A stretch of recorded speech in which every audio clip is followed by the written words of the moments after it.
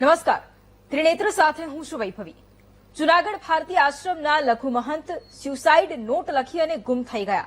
1008 મહામંડલેશ્વર મહાદેવ ભારતી ગુમ થયાની આશ્રમ સંચાલકોએ ભવનાથ પોલીસને જાણ કરતા શોધખોળ શરૂ કરી।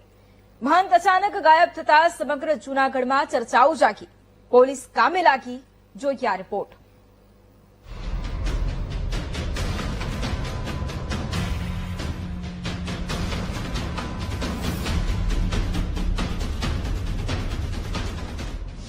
જૂનાગઢ ભારતી આશ્રમના લઘુમહંત ગુમ।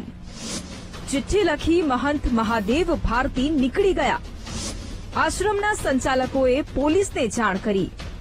જૂનાગઢના ભવનાથ ક્ષેત્રમાં આવેલા ભારતી આશ્રમના લઘુમહંત 1008 મહામંડલેશ્વર મહાદેવ ભારતીજી વહેલી સવારે 3 થી વધુ પાનાની સ્યુસાઇડ નોટ લખી આશ્રમમાંથી ગુમ થયા। આશ્રમ સંચાલકોએ મહાદેવ ભારતી ગુમ થયાની ભવનાથ પોલીસ સ્ટેશનમાં જાણ કરી। આ સમગ્ર મામલાને લઈને ભવનાથ પોલીસ તેમજ જૂનાગઢ પોલીસની અલગ અલગ ટીમો દ્વારા મહાદેવ ભારતી બાપુની શોધખોળ શરૂ કરવામાં આવી। મહાદેવ ભારતીએ જે સ્યુસાઇડ નોટ લખી છે તેમાં તેમણે કોઈ અંગત મનદુખ હોવાનું કારણ પણ જણાવ્યું છે। જોકે સમગ્ર મામલે પોલીસે વધુ તપાસ હાથ ધરી છે। જૂનાગઢમાંથી મહાદેવ ભારતી બાપુ ગુમ થવા મુદ્દે મહેશગીરી બાપુએ પ્રતિક્રિયા આપી છે। તેમણે કહ્યું કે મહામંડલેશ્વર મહાદેવ ભારતી બાપુ ગુમ થયાનું જાણવા મળતા સ્તબ્ધ થયા છે। તેમણે નોટ પણ લખી છે તેવું જાણવા મળ્યું છે। પોલીસ સંવેદનશીલતાથી તપાસ કરી રહી છે। સાથે જ મહાદેવ ભારતી બાપુ જ્યાં પણ હોય પરત આવે તેવી પણ વિનંતી કરી છે। આમાં જે દોષી હશે, જે કોઈ પણ હોય, એને સજા મળવી જોઈએ। જે સાધુ આટલો પીડાઈને જો સુસાઇડ નોટ લખીને ગયો હોય તો એ ક્યાં છે, સૌથી પહેલા એનો તાગ મેળવવો બહુ જરૂરી છે। એટલે સંવેદનશીલતાથી તપાસ ચાલુ છે। આપણે સૌ સંયમ રાખીશું, સત્ય પ્રકટ થાય એની પ્રતીક્ષા કરીશું અને જે કોઈ પણ દોષી આના પાછળ હશે એને સજા થવી જ જોઈએ।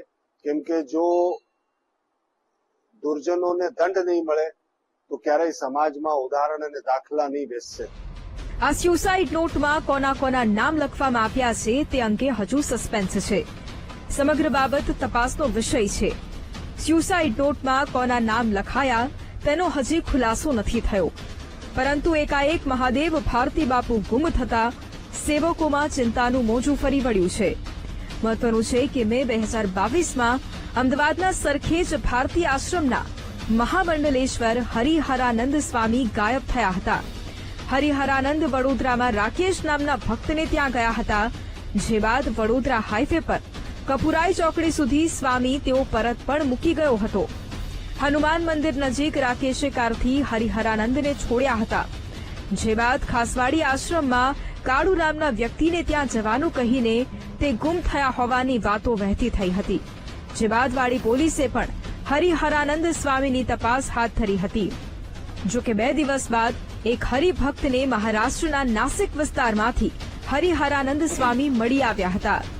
તેમના ગુમ થવા પાછળના કારણોમાં આશ્રમની 500 કરોડની મિલકતથી માંડીને સત્તાની 60 મારીનો મુદ્દા સહિત 2 મહિલાની બાબત ચર્ચાનો વિષય બની હતી। Bureau report, VTV news.